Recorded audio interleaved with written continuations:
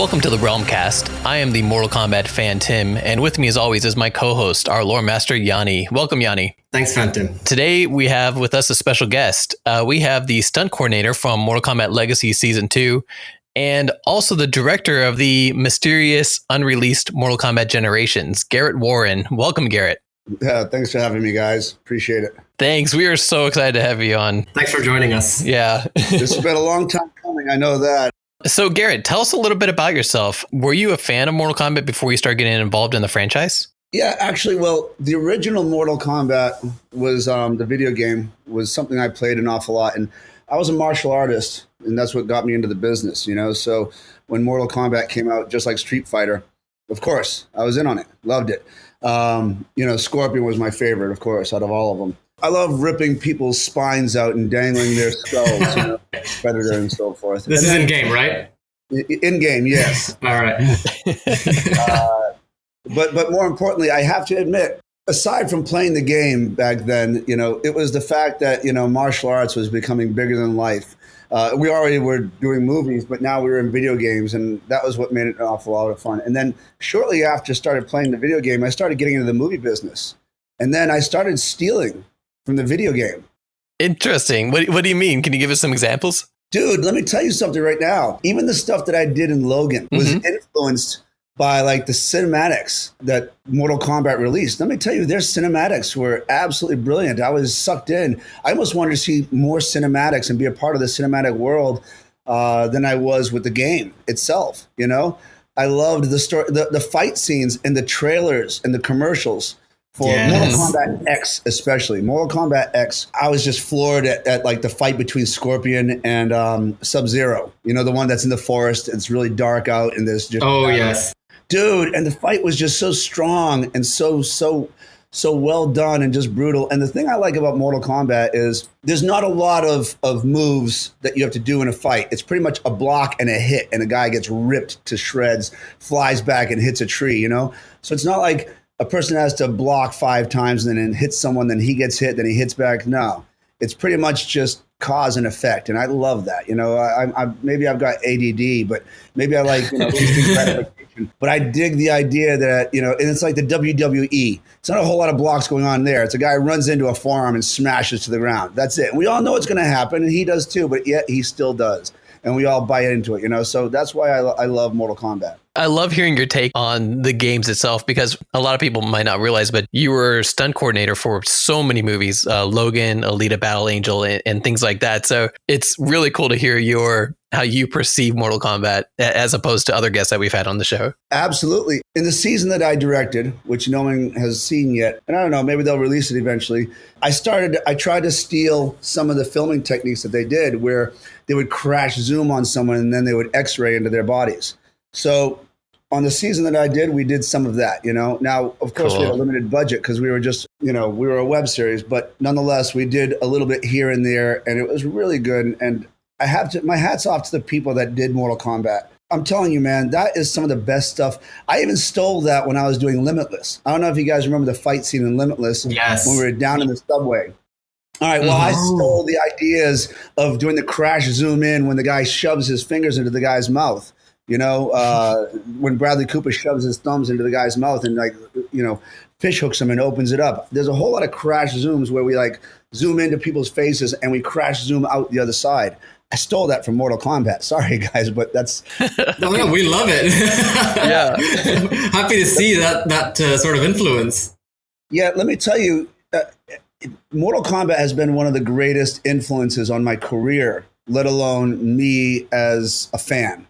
Because I have actually taken an awful lot away from it and used it in film because it's solid, it's cinematic, and it's brutal, and I love it. It's really cool to hear how the games influenced you. Before we jump too much into the Mortal Kombat stuff that you've directed, can you tell us what's been your favorite project that you've worked on? Because you have a huge resume of stunt coordination and stunt doubling on different movies and TV series even. Yeah, I also direct a lot of second units. So a lot of the times, like for Logan and Divergent and things like that, I also get to direct the action. The directors, of course, are busy doing dialogue and other stuff that is super important to the film. And then having someone just getting crushed by a car or a fight sequence that he feels comfortable he can lay off to me is some of the stuff that I do as well. So I go out there and I get to also shoot things.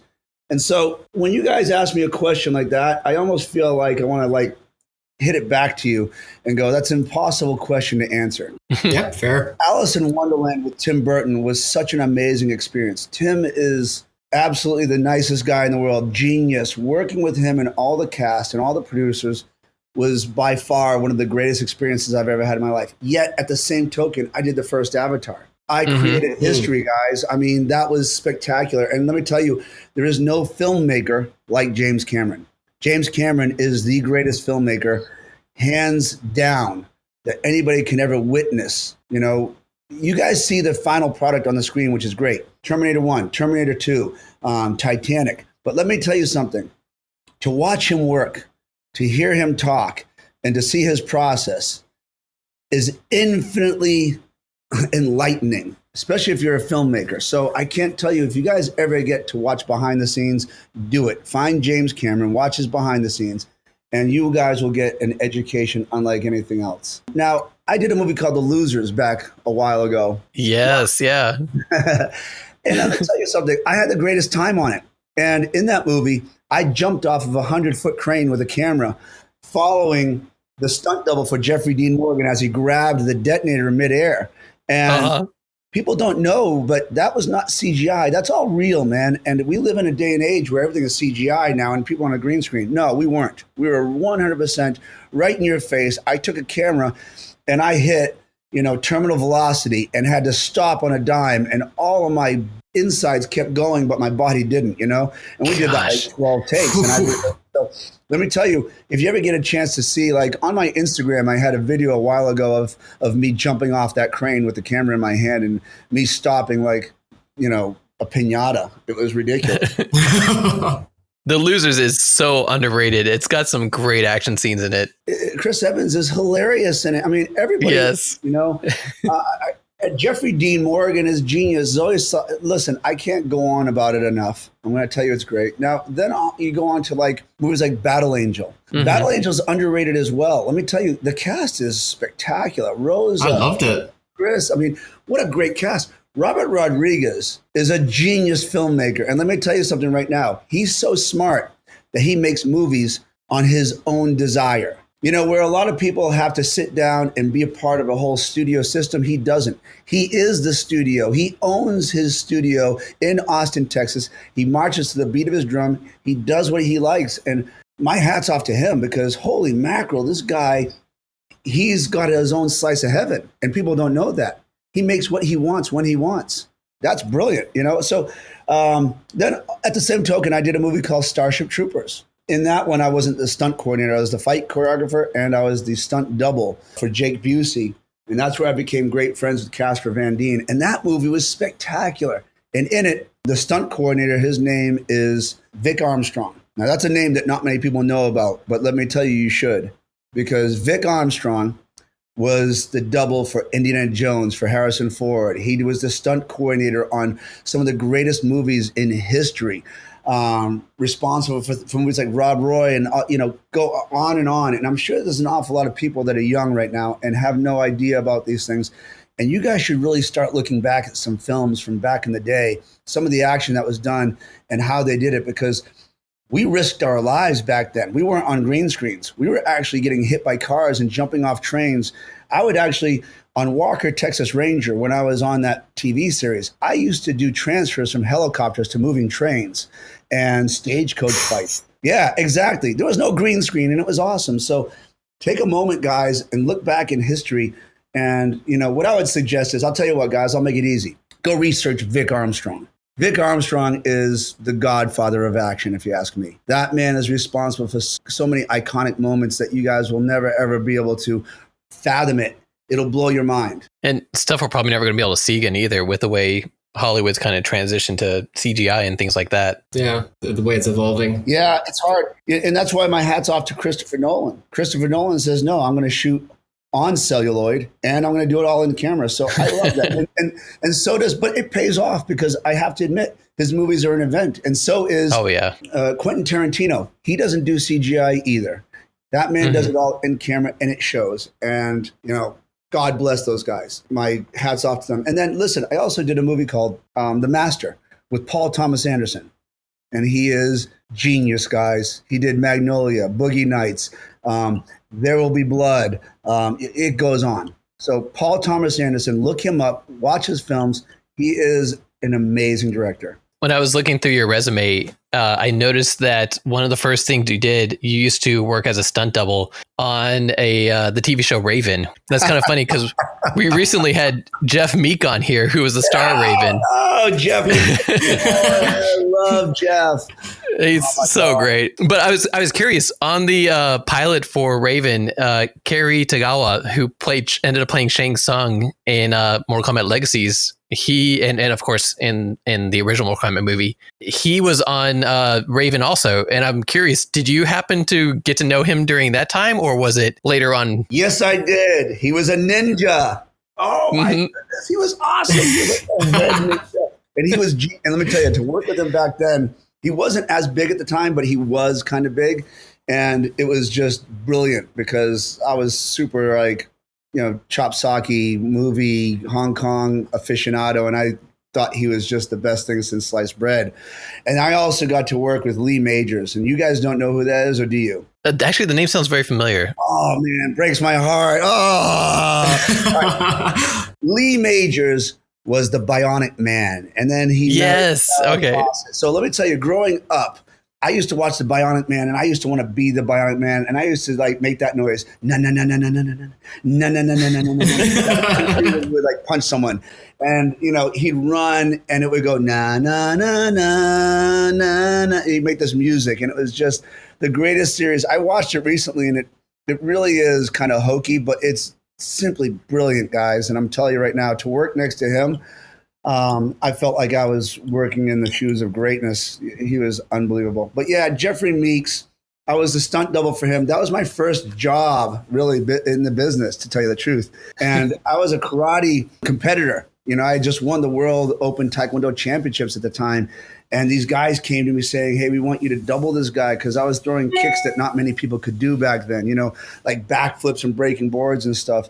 And I didn't look anything like him. So it took them like an hour every day just to put a wig on and make me tan and look just like this guy. But I was out there, I was the one that was out there, you know, getting hit by cars for him and doing all sorts of stuff. And Jeffrey he's got a special place in my heart. He's an amazing guy, amazing actor. And yeah, in the TV series, in the lore of Mortal Kombat, he is legend, guys. Well done. For those of our fans that don't know, he ended up playing Shao Kahn and Raiden in Mortal Kombat Conquest later on. At the same time.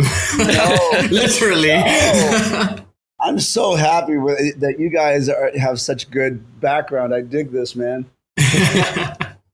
Well, speaking of martial arts, I mean, you're 5th Dan black belt in Taekwondo? Yes. With 3 world championships. How long have you been practicing martial arts? Way over 24 years. I hate that we're going to get into that because I'm on the older side, obviously.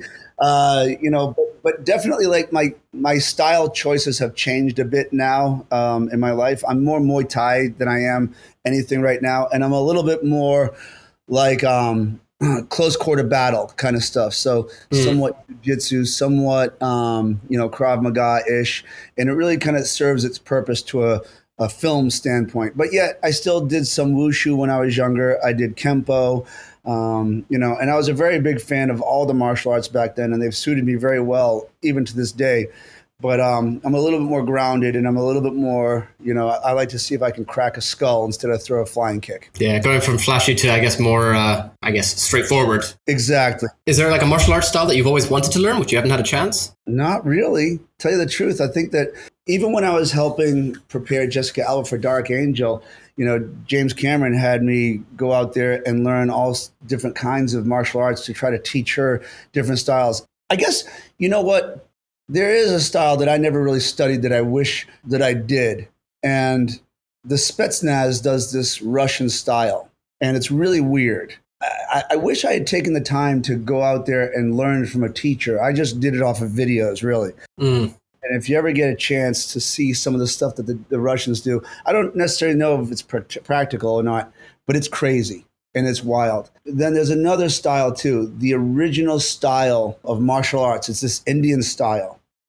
what is it called? And I've completely forgotten what it was now. But it's supposed to be the one that Bodhidharma had created. Oh, Kalari Payat. Now, once again, this is also a very weird and interesting style. And I believe that, I think in Street Fighter, they had that Indian guy, the rubber bendy guy, if you remember. Oh, yes. Oh, yeah, yeah. Yeah, and he was very similar. So I don't know if the world knows this or not, but all martial arts was supposed to have been originated in India. Mm-hmm. So when I first started doing movies like Divergent or other films where they wanted to create their own style of martial arts, I used to go back and try to see what these founding fathers, the people that were originally trying to create this style. There's also some African martial arts that I was looking into that I wanted to, research, as well as for the first Avatar. And I was stealing ideas and movements from those styles. It's somewhat impractical as well when you see it. It's, because they have like shields and chain whips and so forth. So not a lot of you are going to use that in the street. However, there are some interesting stances and principles and movements that help create a different style. And so that's where I get a lot of my inspiration from. That's amazing, because all these different martial arts styles that you've researched and looked into, how they've affected the movies that you've been a part of. Like you can definitely see that in things like Avatar, like the way that the creatures, I forgot what they're called, the blue creatures, how they are fighting. Yeah. Thank you. I'm glad you see that, because let me tell you, I don't think a lot of people understand the amount of effort it goes into to creating a character-driven style of fighting. You know what I mean? Mm-hmm. Like in the first Divergent, I tried to create this whole new fighting style, and it was supposed to have been the Dauntless style. And I kind of stole the idea from George Foreman. And he had this peekaboo style with one arm down in the front, one arm up. And when I used to fight, when I was a martial artist and I fought, I used to leave my front hand down to protect my body and my back hand up in front of my face. And that was also my guard. And so I was like, man, I want to try and take that and adopt it into the movie. Now, the hard part is when you teach actors these things, they take them very literal and they stick their hands out in a very awkward position. And you're like, okay, you got to relax. Find its way to your body and make it look like it's a guard and not just you trying to, hold your hands out. But you can also see that in a lot of martial arts movies when you just try to teach an actor how to hold their hands like a fighter. You can see that they really weren't embedded in that first martial arts style that they're doing, whether it be Muay Thai or Kung Fu or something like that. And it's not easy to impart years of knowledge and years of skill. When you started working as a stunt choreographer on Mortal Kombat Legacy Season 2, did you kind of tweak the different styles for each character that you were bringing about on screen? All right, Mortal Kombat Season 2. Let's get into this one here, guys. First of all, I remember getting a call from Kevin Tantron, who I love, by the way. And he says, hey, I got this web series and I want you to help me. And then I look online and I see the pitch that he did for it, which, by the way, is absolutely mind-blowingly good. Am I right? Mm-hmm. That first one he did was like, I'm still searching for that, guys. Where is that movie? Where is that style? I know Power Rangers wanted to do a movie that was like grounded and dark. Oh, yeah, that was amazing too. And I saw that and I was like, I can't wait for this movie. And the movie just really didn't, deliver. And I can tell you the reason why, because studios have an awful lot of entities. You have like the studio, then you have the people that own the property, then you have the producers. So there's 3 different people trying to impart what they think is going to work in mainstream. And then it gets ripped apart and it becomes a difficult child to raise. You understand what I mean? Mm-hmm. Yeah. So that's why those things are very hard. So season 2, the styles were already set. Larnell Starval, he was the fight choreographer for the first season. And the first season was great. Kevin Tantron and Larnell did a great job. And then the second season, Larnell was in Canada doing another TV show and he wasn't available. So that's why Kevin Tantron reached out to me and he says, look, we don't have any money. And I know this is not something that is in your wheelhouse. You do big feature films, but I'd really like to get you on my show. And at that point, I looked at it as a labor of love and I said, look, I'm a big fan of what you did. He got me because of what he shot out of his own pocketbook, you know what I mean? Mm-hmm. And what he did for the fans. And to me, that was cinema genius. So let me tell you, Kevin Tantron is the gatekeeper, if you ask me. He's amazing. It's in there. And then, as soon as you got the series, the hard part about the series is they give you a certain budget and they say you have to do 10 episodes all within like 5 days or 10 days or whatever it is, and then you just have to try to like blaze through it. And that's not the way to do these things. I'm sure that when he did his first project, he took like 3 weeks. No one was getting paid, but he just did whatever it took to just shoot whatever he wanted, whenever he wanted, and just made it beautiful. You know what I mean? Yeah, it shows that it's a labor of love for him. Yeah, it really was great. And he did a great job carrying it over the first season. Second season, he did another good job, but of course he was still on a time crunch. He still had budget concerns. He still had to do things like there was a calendar he had to meet. He had to get this thing done and get it out to the fans right away because they were trying to do it with the release of the video game. So it's not that easy, and I applaud him. And I also applaud Dark Realm and Weeby and Warner Brothers for just trying to make this thing happen, because I don't know if you guys know the anime that's out there, One Punch Man right now, right? Oh yeah. Did you guys see the fan video, the live action one that was out? No, I saw it. I saw it was made. I hadn't watched it yet though. Yeah, it got pulled down. The guys over in the guys that own it over there in Asia, they said, "Hey, listen, this is just too good. You can't have it out." What? I mean? Yeah, and I'm sure that Kevin Tantron did his, and Warner Brothers and all those guys looked at it like, "Dude, this is way too good," But they went over to him and they said, "Listen, we love it. We want you to be a part of it." These poor guys that did One Punch Man, it's really, really good. It's cinematically good, actually. The visual effects is absolutely spectacular. And so the people that own One Punch Man were like, this is way too good. You can't have it out there. We should be a part of this. And instead of them saying, hey, let's adopt you and have you do something for us, they just said, cease and desist. You can't have it out there. Aww. And I get it. But listen, to all you fans out there, I like that we all say something. Like Battle Angel, all the fans want another movie. However, sometimes financially, it just isn't going to happen, guys. And we really do want it too. We loved it as well. But, the powers that be have to crunch numbers, and they still have to pay, all the bills at the studios that they're still paying as well. So the guys that own One Punch Man, they probably have a movie in the making. They probably have things that they want to do, and they don't want the world to be sidetracked from it, and I get that. And say you created this creature of love and someone else took it and did something completely different than what you were going to do with it, you'd be heartbroken, wouldn't you? Oh, yeah. Mm-hmm. Yeah. So as a fan, I love what those guys did. My hat's off to them, but I totally understand the people that own it. And I also understand what happened with season 3. We did what I felt was my version of Mortal Kombat, and I loved it. It was a bit dark and a bit twisted because that's who I am. But, Devora was in there, and she's dark and twisted, and I thought she's fantastic.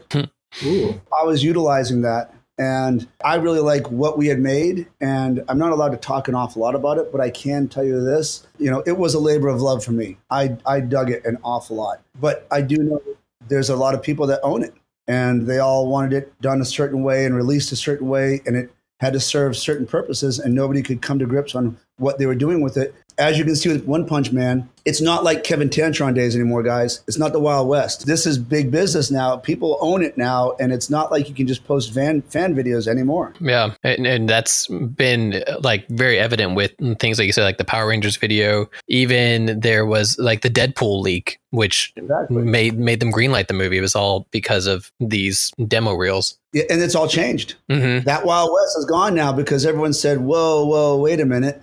There's a whole lot of money to be made there. There's advertising, people didn't realize that, and now they do. And so when someone comes out and they make something really good and it wasn't the people who created it, they get hurt. And I understand it. So that's why all my fans that reach out to me saying, can we see pictures? Can we find out details? I can't. I signed. I was born and raised in Boston. I give my word. I keep my word. That's all there is to it. Fair enough. How did you end up going from being a stunt coordinator on Legacy Season 2 to actually directing the third season or Mortal Kombat Generations? That was Kevin Tantron. Kevin couldn't do it. He was on to directing, Agents of S.H.I.E.L.D. and so forth, which, by the way, I also did for a little while. And he was busy. He just didn't have it on his plate. And he said, hey, Garrett, would you like to direct it? And I said, heck yes, I would. I want to do what you did.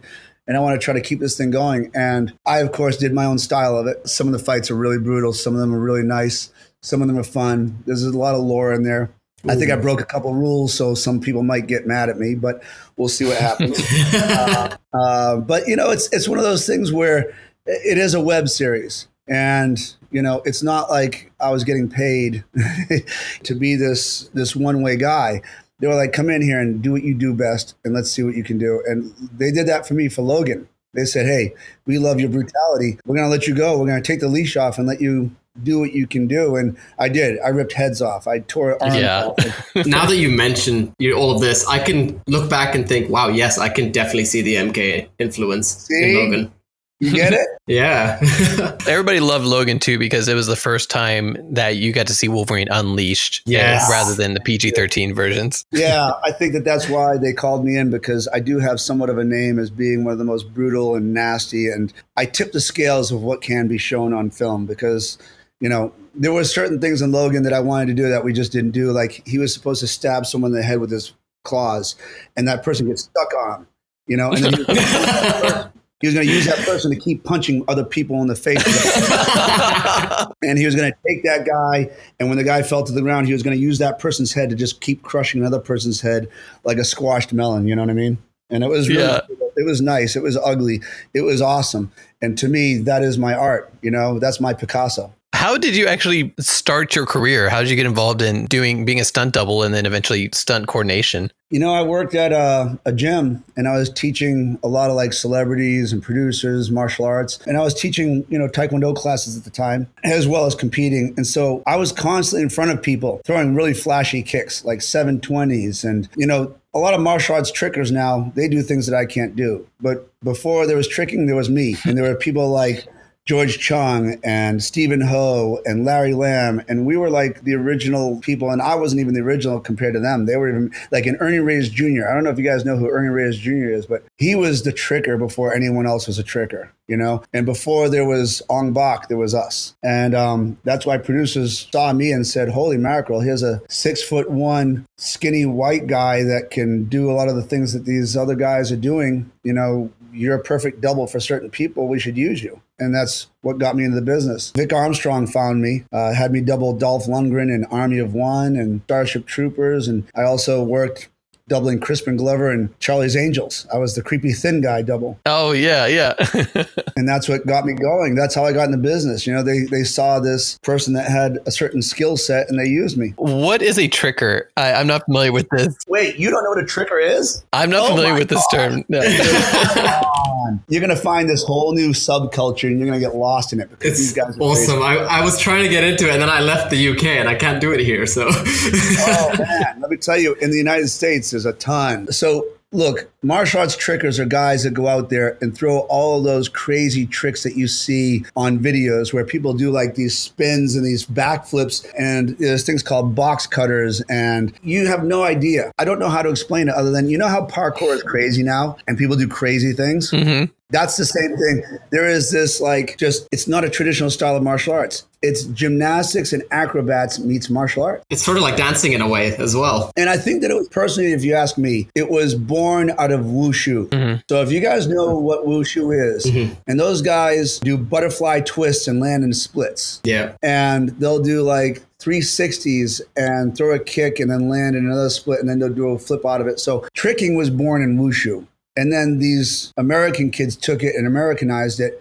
And then they made it a little bit more crazy and just used like hard style kicks with it. And so that's what made tricking. That's really cool. Do you have any highlights through, I guess, stunt roles or acting roles that you'd like to share? Like any personal favorites? Shit. I don't know. You know what? I doubled Van Damme and Mickey Rourke in the same movie called Double Team. And it wasn't the best of movies, but it was a cult kind of thing. I don't know if you guys ever saw it, but Dennis Rodman was one of the stars in it when Dennis Rodman was hot. Gosh. The director was this Hong Kong phenom named Choi Hark. And we were in Italy in the south of France. And at one point, I had to hang out of a cargo plane at 17,000 feet on this cargo net package with no parachute on and climb inside. So as a stunt person, that was stupid. But yet, I've never felt more alive in all my life. There was a movie called Chill Factor that I did a motorcycle chase on. And I got hit by an 18-wheeler. And I almost died on that movie. They found me on the ground, the pieces of me that were on the ground into an ice chest and loaded me onto a helicopter, flew me to a hospital and put me back together. So,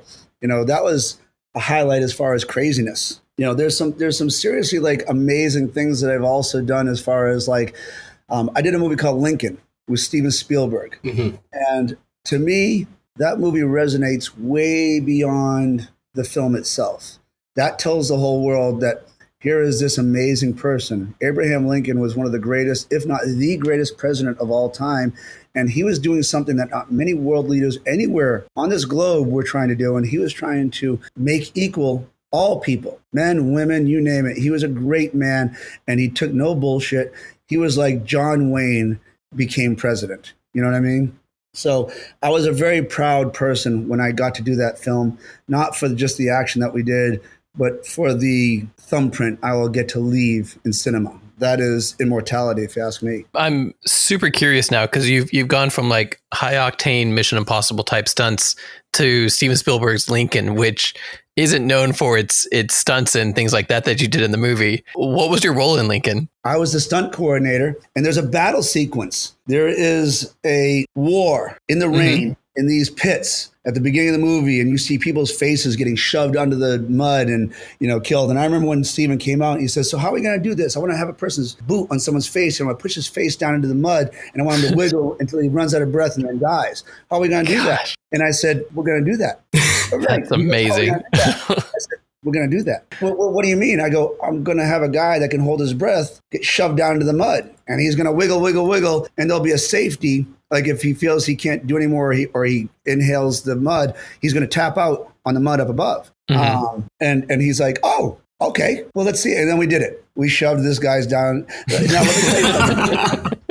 What's on the screen is not everything that we filmed. He shot Saving Private Ryan back then in this time period. We had rifle butts on these, these muskets or on these long rifles, and what we did was we made them out of ceramic, and they were filled with blood.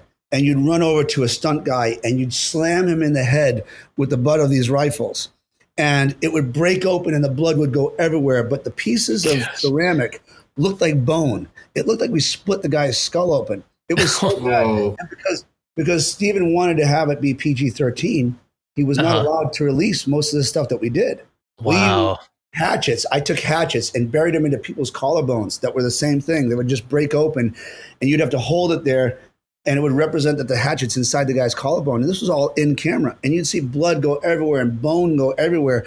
And it was the greatest thing I'd ever seen. And no one's done it. And Steven couldn't put it out with the film because he wanted it to be PG-13. He cut it all away. Gosh. I mean, we were stabbing bayonets, real bayonets that were actually just retractables. So this wasn't like fake green screen stuff, guys. We had retractable bayonets, and sometimes those bayonets wouldn't retract, and so it would hurt like hell. But we'd always have guys with like stunt padding on underneath it so it wouldn't go through and hurt them. But let me tell you, when you see people get stabbed, they're getting stabbed, and it was awesome. It was truly. Honestly, like, I mean, I've seen your work and I already appreciate it, but hearing you talk about it, I need more Mortal Kombat from you now. Yeah, really. Mortal Kombat served me there too. It's the brutality. It's the fatalities. It's what I love. And it's what Mortal Kombat is. This world, I don't think that anyone realizes it, but if you guys wanted to become great filmmakers, watch the Mortal Kombat cinematics and do your own version of it with just a little tiny camera or on your phone, and watch how good it looks. And try to like steal some of the cinematic things like the crash zooms, those things are amazing, and put them in there, and you guys will become wanted people. Hollywood will beat a path to your door. Mortal Kombat, my hats off to you guys. You guys have made my career. That's so cool to hear. Yeah. Before we jump into our discussion on Mortal Kombat Generations, I'm curious, and if you don't want to answer this, it's fine, but how exactly did you lose your eye? I'll totally answer it. It's out there. I mean, the whole world knows about it. So I was shot back in 2000. A person was paid to kill me, came to my doorstep. Whoa. There's a Dateline NBC special about it out there. Put 4 bullets in me, one in the chest, one in my neck, one in my hip. And then he put the gun to my head, execution style. When he pulled the trigger, I flinched sideways. So the bullet hit me in the corner of my right eye and came out my left ear, just below my left ear. And fortunately for me, the caliber was small enough that it just went straight through and came straight out the other side, and nothing got really injured. I don't have a sinus or an orbit there anymore, and I don't have an eye there anymore. But I'm still alive to this day. That's incredible. Crazy. Gosh. I had actually never heard this story, and we had been requested to ask you this question. So I was I'm really curious to hear this. I love it. I appreciate it, guys. And look, I really don't have a big ego. It is all kind of out there. And I remember when I did the Dateline NBC special, first of all, I got no money for it. And I remember people saying, because it gets played all the time. They're like, oh, you must be making a lot of money. I did it for nothing. I did it for free. And I did it because I felt that there was a spiritual need for me to make that. And when I first got called, I got called by a bunch of people. But then these people flew down to me while I was shooting Ender's Game in New Orleans. And they sat down and they talked to me and they said, we just want to tell you a story, because they asked me, how did I feel about what happened to me? And I said, I'm completely fine with it. I have nothing but forgiveness in my heart. When you almost die and you sit on death's bed and you are pretty much, saying goodbye to the world, you start to think about everything you've done for your whole life. And let me tell you something, it weighs heavy on your soul. So when I was in the hospital, I got rid of all the anger and all the hate and all the desire for revenge, because one day I'm going to die for real and I'm going to stand accountable. And there is a heaven, there is a hell, and you're going to be there on that doorstep one day, guys. When that happens, you're going to look back and all that stuff is going to weigh on your soul. It's going to be heavy. And so I got rid of it. I said, forget it. I'm not going to worry about it. I completely forgive. And I jumped into the other people's shoes and I realized why they might have done it. And I understand that they might have had mistakes and poor judgment. And so I let it go. And the people on Dateline said, we really want to tell that story. And I said, if you can tell that story to the world and you can tell people that what we all need is to have a little more forgiveness in our hearts, then I'll do it. And I did it for free. Mm-hmm. I don't get any money. It's shown probably 3 to 5 times a year since it's happened, since in 2000. And I still get Facebook messages saying, really love your story. In fact, I met my current fiance because of it. Wow. She found me saying, I saw your story. I think that you're such a strong person for being able to forgive and forget and move on with your life. And my career took off afterwards. As soon as I did that, as soon as I said no more and I'm okay, my career became just this amazing outlet. And I started doing Avatar and Beowulf and all sorts of other films. And I owe it all to the fact that, I took accountability on my own self and said, I can't go and perpetuate the evil that might be out there. And I think that people need to do it right now with what's going on. All of these things that are going on and, the riots that are happening in this world. People need to start learning how to forgive and letting things go. Wow. Yeah, that's an amazing. Crazy. Yeah. There's a story. That's how I lost my eye. That's why I wear an eye patch. It's not for a fashion statement. And yeah, the reason why I did the Dateline special is because I certainly hope that I was able to impact this world in a better way than just killing people on screen. I'm completely shocked. Like I actually expected this to be a stunt story, like a stunt accident or something like that. Blew my mind just now. Instead, you went full Mortal Kombat instead. Wow, that's seriously intense. And yeah, you're very strong to have been able to forgive that and come out the way you did. So respect for that. Really. Listen, man, I'm no more strong than anyone else is in this world, and I think that if I can do it, other people can. And I'm gonna tell you, if you do it, I guarantee great things will happen for you, whether it be career-wise, future-wise, or life-wise. I'm not saying you're going to win the lottery, but I'm going to just tell you right now, your life will be so much better if you learn how to just let go. Woosah, sons. And forgive. If you do that, you will become a better, happier person, and people around you will be happier. That's great advice. Yeah. And this totally, by the way, puts, I once had to wear an eye patch, and my story is nowhere near as cool as yours. I'm sorry, I have to say he poked his eye with a pencil and he can relate. Dude, any story sucks. I mean, it doesn't matter, bullet or not, but did you have a hard time seeing because you had that you first of all, you have only 2 dimensions now. Your depth perception is off, right? It was off while I was wearing the eye patch and for a little bit after that, but I can't imagine having to deal with that constantly. So, wow. Well, what's funny is when I did get shot, they tried to save my eye. We did 3 surgeries. Oh, wow. They stitched my eyeball up. And you don't know pain until you've had someone stitch your eyeball up while you're wide awake. Oh. And then let me tell you, my brain saw 2 images, basically. So I'd be walking around and one eye saw dark and the other saw light. So my pupil didn't know whether it should be dilated or, what. So I was constantly walking around having a hard time seeing and knowing whether or not was I in day or night. It was hard. So then eventually the doctor told me, he says, look, man, we're not going to save this eye. It's just not going to work. We got to cut it out of your head. And I said, all right, go for it. Go for it. Wow. That was one of the only times in my life where I was sad and maybe cried a tiny bit for about 30 seconds, maybe a minute. Then I stopped it, put my big boy pants back on, told myself to stop being such a punk. And said, all right, cut the eye out. I got another one. I'm curious, do you wear a glass eye now, or do you just keep it covered all the time? I did it first. I was so vain, and I was like, yes, I'm going to wear this. Nobody's going to know. And then eventually, after Avatar, I stopped wearing the glass eye. It's just, I look like the buzzard in Bugs Bunny. You know, the guy that's like, I just look ridiculous. I couldn't wear it anymore. So I just take it out now. And what's horrible is what I found out, my orbit is falling now because I don't put my glass eye in. And I should really put a glass eye in, but it just looks so bad, guys. And, I'm not my head's balding and I'm not going to get plugs. I'm not vain like that. I could care less.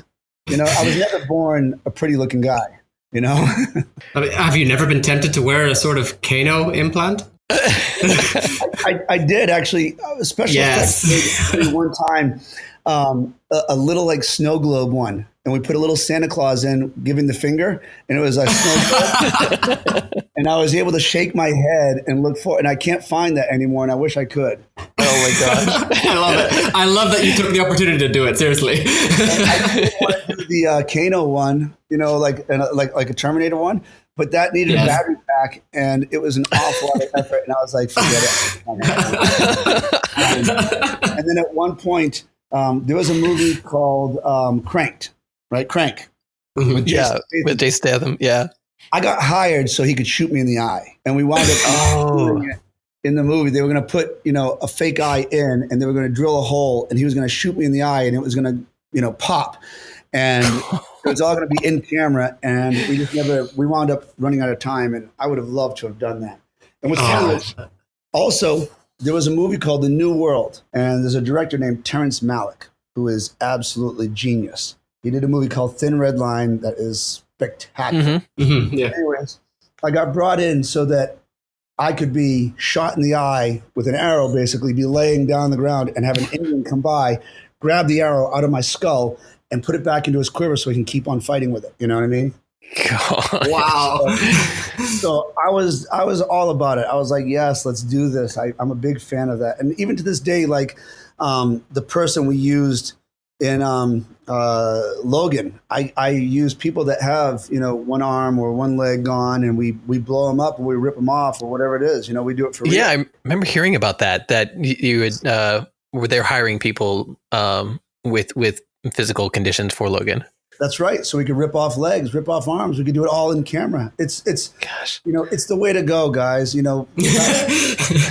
Practical effects is beautiful, and it is. People that have those limitations, I don't look at them as limitations. I look at them as gifts. And let's use it and make it amazing. Yeah, they did the same thing with Walking Dead also. Yes. In order to recreate some zombie effect. Exactly. I love it. Well, I guess let's jump into Generations. Not much is known about the third series of Mortal Kombat Legacies. Of course, a lot of people call it Generations. Some people call it Mortal Kombat Legacy Season 3. What exactly was it supposed to be? Well, don't forget, it was supposed to have helped out with the release of Mortal Kombat X.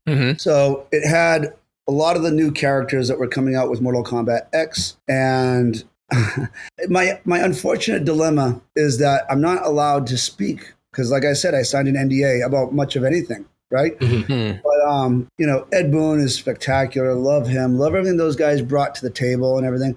My issue is that I don't know what's out there online. I haven't really looked into it. I didn't really know if people released the characters that were in it. But, of course, you knew that, like, Casper Van Dien was brought back, and Kerry Tagawa, and we still brought back a lot of people, and we still kept true to it, but we also had some new ones in there. How about this? We'll give you a sort of very basic rundown on what we have access to. Go for it. And then we can ask you questions. And if you can't, just say you can't answer that. That's cool. All right. Firstly, the information that we do have online is mostly either incorrect or misleading, right? Or there's two different stories sometimes, or in some occasions. So one example is we have two actresses, for example, who were supposed to be playing the role of Cassie Cage. But with that, we have a sort of character list based on the new characters, which involved Cassie, Aaron Black, Farah, and not Tor apparently, Jackie Briggs, Takeda, and Kung Jin. Would you possibly be able to confirm any of them? Is there an IMDb for Mortal That's on Kombat? IMDb, yes. Although the actress, the second actress for Cassie Cage was on a different website, actually. Let's see. So yes, these are real.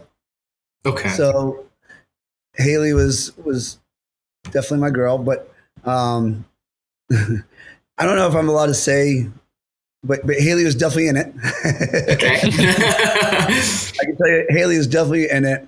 Ray was definitely in it as well. That's really cool to hear. I am a big Ray Park fan. For those who don't know, he was Darth Maul in Star Wars. He played Toad in X-Men. He played the Headless Horseman in Sleepy Hollow. I mean, the stuff he does is great. Absolutely. Ron Yuan, absolutely loved him. Reached out to him as soon as I had it. I was like, yes, need you. Louis Tan, absolutely used him. Boo Boo Stewart, absolutely used him. Now, who they played, I'm not allowed to tell you guys that, right? But I can tell you those were in my series. All right. And yeah, it was a great experience. All those guys, NetherRealm, my hat's off to them. Warner Brothers, Weeby, they're amazing people. How does it feel seeing Louis Tan go from playing in your series to starring in the new upcoming Mortal Kombat movie? I was vindicated. Let me put it that way. I love Louis. He's fantastic. And as soon as I put him in the series, I was like, dude, you're a star no matter what. And then when they hired him for it, I was like, yes, you should. And all these other people that were in it, they were all amazing as well. I even had, like all those people that you see it, like Jade Kwan and so forth. She was absolutely in the series. So I still use some stunt people as well as just actors. But that character that she's playing is such a cool character. Oh. That's cool. Yeah, I was about to ask who, and then I realized, sorry. You all know who she's playing. I'm not going to say anything about it, but you haven't told us, so all we can do is guess. But I can tell you that IMDb is pretty solid, guys. I'm looking at it saying, oh, it's pretty solid. Peppy, cool. Yep, she's great. Everyone's good. But that's actually pretty interesting because that actually kind of tells us that one of the other sort of articles that we have is maybe not as accurate as we might have thought it was initially. Mm-hmm. Yeah, I'm not sure what you guys do have or not. And I know there's an awful lot of speculation out there. And I mean, that's what makes it kind of fun, I guess. Oh, yeah. You guys did get a chance to hear straight from my mouth. Some of the things are absolutely true on IMDb. And I don't know who released it to IMDb. Maybe it was NetherRealm. Maybe it was Warner Brothers. God bless. It tends to happen a lot with Mortal Kombat, to be honest, so it's not really surprising. So are you able to give us a plot synopsis or anything like that? We tried to follow along with who the characters were. However, we had a great writer that came in and did just very grounded kind of stories that would have been within that world, just dark and twisted and real.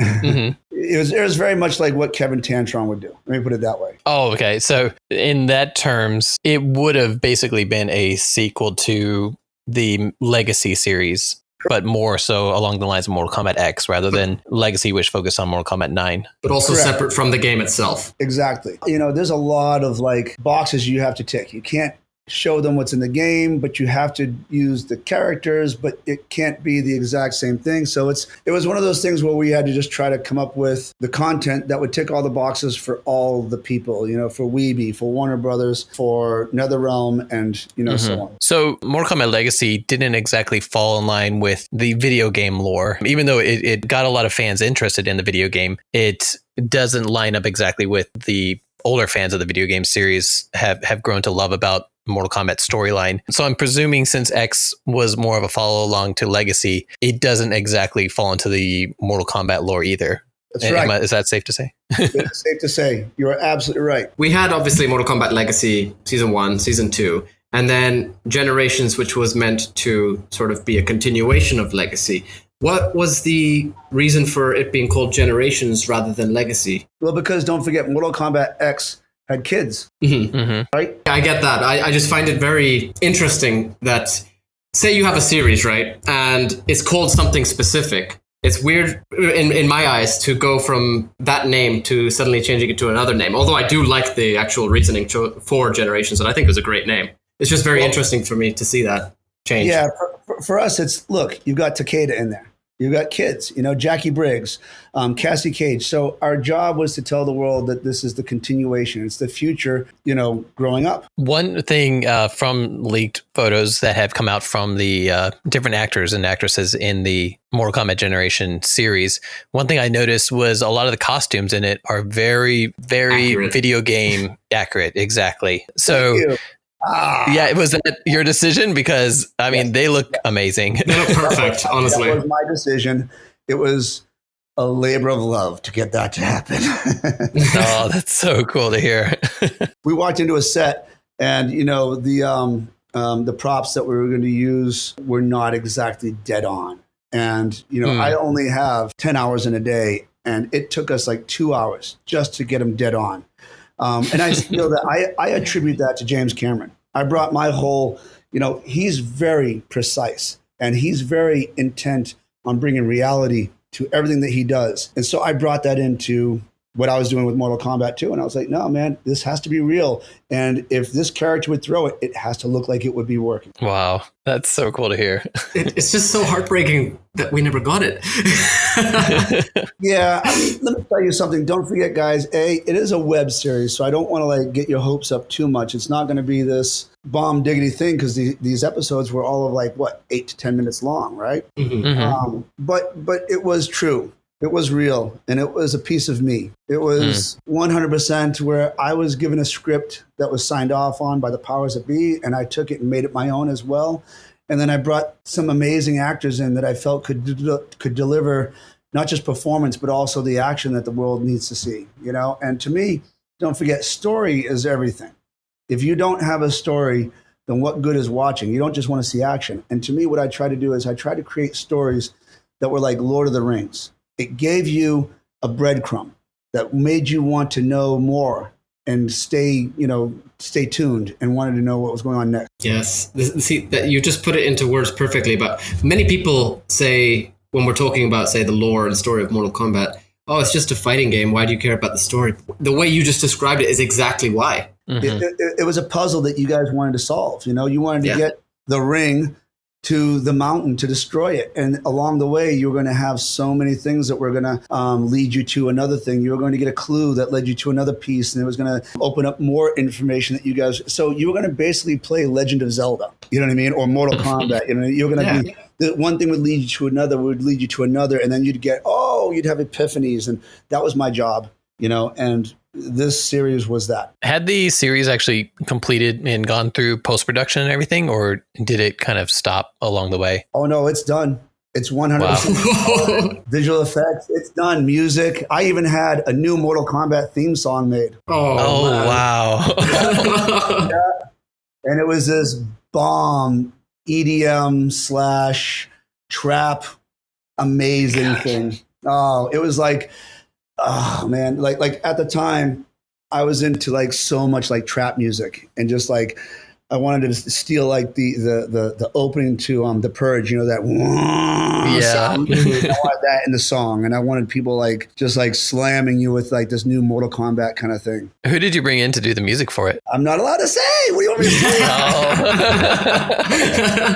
Okay, I can tell you that I also used a buddy of mine from She Wants Revenge, who designed all the music for them as well, did one of the songs for the episodes, and I loved it. It was for the divorce scene. That was fantastic. Oh, so, this had real music and real sound and real acting and story, and it was, and there might be some people that hate it and are like, this is just stupid. Of course you'll hate it, because I'm sure you'll think I'm stupid. But, that's what I do. I put my heart on my sleeve, and I'm okay with it getting kicked around. Honestly, everything you said is just made us more interested in it, so don't think it's stupid at all. Well, let me just tell the fans that everyone wants it to be released, but it's been shelved for good reasons, and the powers that be have their reasons, and I completely understand. I'm not going to be upset about it, and I hope you guys don't either. And if we don't get to see it, then perhaps someday in the future, I'll be able to do something as well. Maybe I can make another fan video and do something. I know I was supposed to do a fan video for someone that was following along with a character, and I wanted to do it really bad for them as well. And maybe that can happen, Do you think that there's any chance it might get added as like a bonus feature in a future movie or a game or anything like that? Or do you think it's shelved for good at this point? I don't know, because don't forget, Warner Brothers doesn't own it outright. Oh. NetherRealm doesn't own it outright either. Mm-hmm. And that's where the problem is. You get it? Yeah. It's like, would NetherRealm really want that to be a special feature on a DVD release? They might not. They might be like, you know what? This isn't, we don't want this to be a part of the lore anymore. We didn't like some of the story that was going on. They might just say, this didn't service what we need. And so they don't want to put it out. So based on that, obviously they didn't have all the rights to it, and that is a huge factor in why I guess it was shelved. How did that differ from season 1 and 2? Or can you not answer that? Well, I did answer it already. Don't forget, when Kevin Tantron did his fan video, he did that at a time where people could make fan videos, and he got millions of views, and everyone was like, this is amazing. And then companies were like, oh, this guy did a great job. Let's bring him in. Nowadays, you can't just release something on the internet anymore. Streaming services have taken over, and owning the content online is a big deal. So I see. Okay. Creating those first 2 seasons, the powers that be that were like, yeah, that's cool. It'll promote the game. Yeah, that's cool. It'll promote. By the 3rd season, people are like, hold on, wait. We're starting to see a whole lot of revenue being made for these things. And we're starting to see a lot of reason why this needs to be controlled and done a certain way. So, and now even One Punch Man, that got squashed, and that's a great piece that someone just put out, and they did it just for love, So the difference between Generations and Legacies is that the internet grew up. Yeah. Okay. That's sad, but definitely helpful real. and understanding. But it's real, and you guys have to admit to it too, because you see people out there now that are making money hand over fist that are just influencers. You know what I mean? Look at people like PewDiePie or iJustine or something. They make huge amounts of money just because of the content that they share. So you have to control that as well. Otherwise, people could just make any TV series they want. Okay, so I'm going to ask a question now. If it's too on the money, we're going to edit it out. Don't worry. But go for it. Is it to do with Machinima getting disbanded, basically? Not really. Yes and no. That was a part of it too, but no, not really. Don't forget, Machinima wasn't necessarily. They were one of the entities that had like desires to release it and do certain things with it. So I know that they were involved as well, but they really didn't. Like I'm saying, the people that had the interest in it, the NetherRealm, the Weeby, the Warner Brothers, those all had certain desires that needed to be met, and we were trying to meet all of those desires for those people. And then once it was done, it was like, okay, where do we want to release this? Well, we should do this. No, we should do this. Well, you know what? It's better if we just shelve it, because we don't want to step on toes. And that's exactly what happens. You get what I'm saying? Yeah, and that makes sense too, with being so close to the actual movie premiere coming up 4 or 5 years ago. Whenever Generations was created, they probably had their reasons to keep pushing it back. But now at this point, we are months away from getting a brand new Mortal Kombat movie, which this would distract from that. Exactly. And that's why my hat's off to the guys. Todd Garner, the producer, is a really good friend of mine. I did Here Comes the Boom with him, and he's amazing. And he's one of the greatest guys in the world. And he's a serious, great filmmaker. And, he doesn't do anything mean to anybody. And so he's just out there making the best product possible. And my desire is that everyone enjoys this movie the way that it needs to be enjoyed, and isn't sidetracked by, the little project that we did back in the day, which was cool. But this film is going to be amazing, and I can't wait to see it. And don't forget, when we did our Generations at the time, Kevin Tantron was in the making of trying to do a film from him as well, had a script and so forth. And that kind of got sidetracked. So as you can see, that's right. Constantly with Mortal Kombat, guys. It's not that easy. I remember at one time I wanted to do a fan video for Samurai Jack, and then I had found out that people owned it and they were having trouble. So Samurai Jack is another one that people owned. And don't forget, what's the car driving game that everyone, Grand Theft Auto. Grand Theft Auto. That was supposed to be a movie, and too many people. Yeah. So it's not. A lot of the fans are like, wow, this really sucks. You guys should just release it. Well, it's not that easy. And right. I hope you all understand that it's also like, I understand their dilemma. I sit in their shoes and I realize that, these guys are having difficulty because, there's ramifications. And we as fans have to realize that they are going to do the best thing for us and they are going to release great stuff for us. So sit back and enjoy. And I know you've been waiting for a long time, guys. There's a reason. And here it's coming. You guys can't wait and see. That's really cool to hear. Especially from somebody who, has made a Mortal Kombat IP. Right? I wish I could. I love it. It is my child and it's beautiful. And I would love to see it, show you guys. But once again, I realize that they need to do this their way. And it's going to be amazing when they do it. And I'm 100% behind them. I support them totally. And I can't wait to see this film. I'm going to be first in line to watch it. Do you still do any work with Warner Brothers or NRS along these lines? Not really. As soon as I got onto Logan, I was kind of sucked up by Fox for a while. And then, of course, I got onto Battle Angel, which is another Fox project with James Cameron. And Jim really is just my family. And I love him to death. And, you will never, ever have a greater life than working with James Cameron or for James Cameron and John Landau and Fox. And let me tell you that, we got bought out by Disney and Disney's amazing. We were making movies for like Battle Angel right next to Mandalorian at the same time. Jon Favreau was over there. So guys, I would, of course, try to still knock on the door of Warner Brothers and NetherRealm and all those guys, but I've just been sucked up by the filmmaking process that was Fox / Warner Brothers / all the other things that I've been doing. That's great to hear. That's great to hear that you're still busy, like you're still in the business. Still in the business, still busy. I'm on a project that I can't talk about that I've been on for 3 years, and it's one of my favorite things I've ever worked on in my life, and it's beautiful. Ooh, looking forward to seeing this then. Oh, wait until you guys see it. Wait until you see it. I do have to ask, I know the Generations questions, we're trying to be careful with them, and we apologize if it gets slightly repetitive, but just, while we have you here, has there been any talk at all? We understand that obviously it's shelved and everything, but have you heard anything? Has the topic even been raised about Generations since it was shelved? Never. And I keep calling every once in a while. Casper, I'll hit things up to like, Kevin, and Kevin will be like, you should call Ed Boon, talk to Ed, right? And then I'll talk to like the producers on Generations, and they're like, it's not just Ed, you can't just talk to Ed, so forget that. It's, he's like, you're just spinning your wheels, Garrett. We all wish we could release it because we really worked hard, and everybody in that process did a great job. And I can't tell you how, Lance, the producer, is so good at what he does as well. And what we did on that film, project, that series, we have tried. We've made our effort, guys. We are just like you. And we have stood there pounding our fists saying, please. And they've said, just please understand we can't, and understand that. And then at that point, we all said, okay, we get it. We love you, and we'll step back and wait and see what you're going to do next.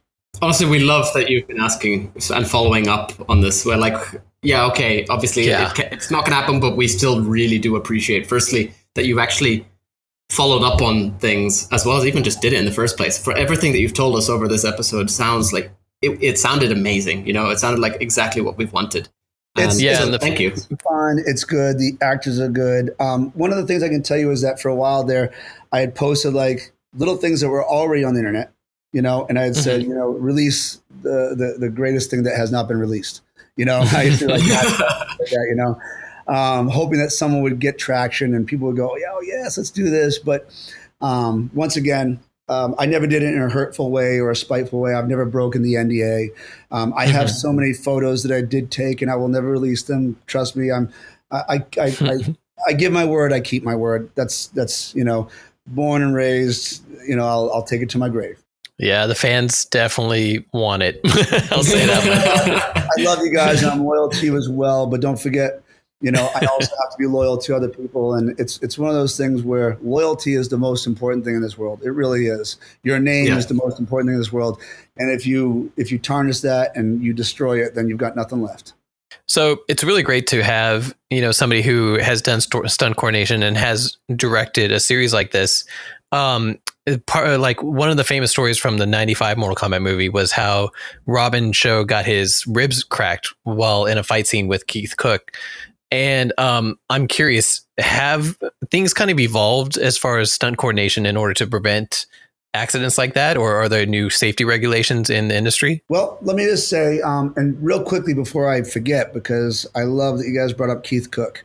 So hold on to that question. I'll answer that. And let me just add something in here. Keith, I love you. Keith is one of the greatest martial artists this world will ever know. I don't think you guys know this. I used to compete on the same circuit as him. And then when I Wow. We used to compete side by side in the same circuit, and he is beautiful. He's amazing. He is for real. And not only is he for real, but he is genius. So let me say that no one is better than Keith Cook out there, and I love him to death. When I did the first Avatar, I had him train Zoe Saldana and teach her to move like Natiri, for that series. Mm-hmm. And then I also brought Rosa in for Battle Angel. And I had him train her. So I still use Keith to this day. He's still amazing, guys. That's awesome. Yeah, and I don't think you guys knew either on the original Mortal Kombat movie, but J.J. Perry, the stunt guy that played Sub-Zero, he's one of my best friends. He was at my birthday party. No way. Oh, yeah, I got him into this business kind of. When I was doing Walker, Texas Ranger, I had to leave, and I had to have someone else take over for me. So I got him into it. He was just fresh out of the military. And JJ and I are still brothers in arms, and we are 100%, right there for each other. And, he was on that set, and he was genius back then, and he was an amazing fighter, and to this day, still an amazing fighter. Now, back to actors getting ribs cracked. We have evolved as a filmmaking, world where accidents are limited greatly. We're able to fall on padded ground now instead of real ground, and people can make that look like the real floor. So a lot of things do happen that help an awful lot. However, let me just say that cracking ribs is a very easy thing to have happen. You guys realize that, right? You can crack a rib just by rolling out of bed or falling on a chair. So having a martial artist do a fight scene with you and make some contact to a rib, it could have just been the way he twisted or was extending his arm at the time. So I don't necessarily think that Keith Cook hit someone so hard that it cracked his ribs. I think that, human error, look at it like this. Iron Man, I believe it was 3, Robert Downey Jr. was doing a wire gag, came down and twisted his ankle. Mm-hmm. Mm-hmm. Yeah. And that really wasn't that bad of a gag. You know what I mean? I remember when Adam Sandler was playing basketball while he was filming Bedtime Stories. And while he was out in the lot playing basketball, he came down from a jump shot and, twisted his ankle. And they had to shut down as well. So even nowadays in this film industry, in this film business, you're going to find out that no matter what happens, action has its risks. Just running up a hill. When we were doing The Losers, Jeffrey Dean Morgan had to run up a hill to a helicopter, and he pulled his hamstring, and he couldn't walk straight for like 3 weeks. So yes, so nowadays there are much stricter guidelines for safety. I actually spend more time writing out exactly how a stunt is going to be performed. I spend more time with safety professionals that come to me first saying, what is the actor exactly going to do? What is the stunt person exactly going to do? How high will they jump? Will they be on a wire? What is the precautionary measures you're taking? That never happened before. So nowadays, we have huge safety precautions and backups that are in place and redundancies that we have to meet. So yes, we take great care nowadays. With your movies that you've directed, a lot of directors take a particular approach to them. They kind of do different tones for their colors, or they focus on different things. Like every director has a style to them. Do you feel like you managed to kind of build your style during your time working on this movie or this series? I love that you said that. You're right. I used color palettes the whole time for each person. Did you? Sometimes I would use blue. Sometimes I use blue. Sometimes I use green. Sometimes I use red for different episodes. And you guys might get a chance to see it. Whereas if someone was more human of an element, we would use like the orange, the yellows, and things like that. If someone was more of like a cold kind of a character, you go with blues and so forth. So I love that you guys know all about color palettes and color styles. I'm a huge fan of Tony Scott. You know, aside from James Cameron, I'm a huge fan of Tony Scott. Tony Scott is possibly one of the greatest directors that has ever lived. You know, his film Man on Fire is way above anything that anybody has still been able to achieve in that kind of sense. Those you know, vigilante kind of movies. And then on top of that, he did a movie that was called True Romance. True Romance is so good. Oh my gosh. He did Top Gun, of course. He did so many other films that were all great as well. Beverly Hills Cop 2. But his movies, I stole a lot from him. I took a lot of cues from him. And I used his style to help, you know, make my style. And then when I got in with James Cameron, I took a lot of him now, and I've used him to formulate who I am as well. However, the biggest thing is, as a second unit director, you can't come in with your own style. You know that? The greatest second unit director is someone who can be a chameleon, who can watch a director of photography and a film director and see what style they're going for. Are they handheld? Are they crane shots? Do they hold on a shot for a long time, or is it quick cuts? And they have to adopt that, because the last thing you want to do is see a movie that's shot so well, then the action is just all cuts. You know, it has to be a symbiotic relationship. And that's where I think my strength is as a second unit director. As an action director, I get right next to the director and I look at what he's doing and how he's doing it. And even when I do a shot, I send him screen grabs, or I let him watch on FaceTime what I just did. And I say, is this what you're liking? I don't just go out there and do it myself. I make sure that he's the one that's doing it. I am an extension of him. So for the series, I still wanted it to be something like Kevin Tantron, because he's the one that started this whole thing. And I still wanted my style to blend with his. And yet I still wanted to have my own voice and have this Tony Scott kind of feeling. And so I think you'll find that I tried to do this hybrid, and I think it turned out well. Wow. The more I hear about it, the more I want to see it. Yeah, seriously. Do you ever want to return to the director's chair? Are there any dream projects you'd want to direct? Oh my gosh, yes. There's a project right now I read, and my agent was trying to get me in on. And I think that they're going with another director who is amazing, by the way, and I'd go with him too if I was them. So yes, I do want to direct one day. I think it'd be fantastic. Maybe James Cameron would let me direct something for him at Lightstorm. You know, my goal is that the project I do just can't be any project. It has to really just resonate not only with me, but also with society. And it has to be a true thumbprint on the film world, because I am such a film student and I love movies so much. I do this because I really do love it, guys. And I really want that to be the project I come out with, not just something that is content. That's so cool to hear. Yeah, we can definitely tell you love what you do, and that's awesome to hear. I love movies so much. I don't think you guys understand. I really do. So are there any projects that you're currently working on that you can discuss? Nope. All right. I've been on something for 3 years, and it's an amazing work, and I can't wait for you guys all to see it. But once again, I've signed a great NDA, and I'm not allowed to release any.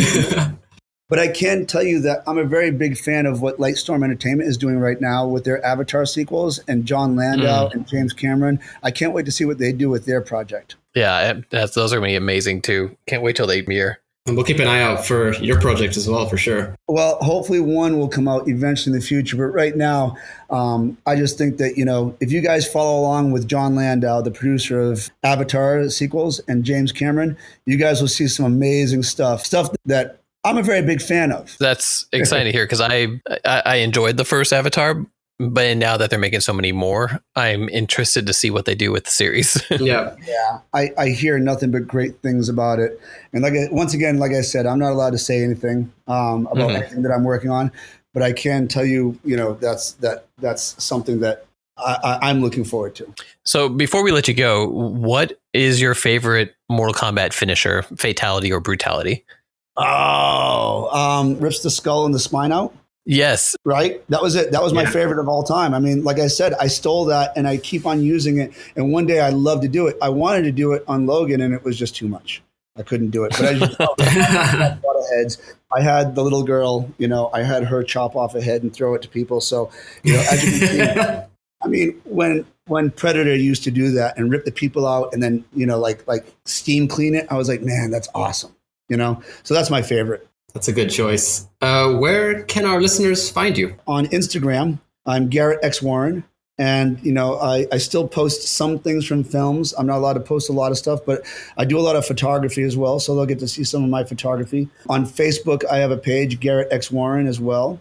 I have a professional page as well as my personal page. And then, I am getting ready to start my own web page. It will be Garrett X Warren as well, and it'll be garrettxwarren.com. And hopefully in the next year, it'll come out as soon as I can. It'll be my goal to try to help educate the world on how to shoot action, just in their own backyard and so forth, and what it is that I'm doing and how I'm doing it and what they can do to also do it themselves. It sounds like you'll be giving some amazing advice based on everything we've heard on this episode. And we'll definitely be leaving links to everything that you have in our description. Dude, you rock. I appreciate that greatly. Thanks. So we'd like to thank all of our listeners for stopping by the Realm Kast today. And thank you very much, Garrett, for joining us on this episode. It was a pleasure to have you on. Oh, it's my pleasure. Thank you, guys. I appreciate it greatly. Also, special thanks to Uppercut Editions, the creator of the Mortal Kombat Kompendium, for their continued support. You can follow them at Encyclopedia MK on Twitter and the Mortal Kombat Encyclopedia Project on Facebook. You can find Yanni and myself, Phantom, on the Mortal Kombat group on Facebook, as well as Yanni on the Mortal Kombat meme realm. You can catch up on all episodes of the Realm Kast on YouTube, Facebook, iTunes, and Spotify. Thank you. Thank you very much.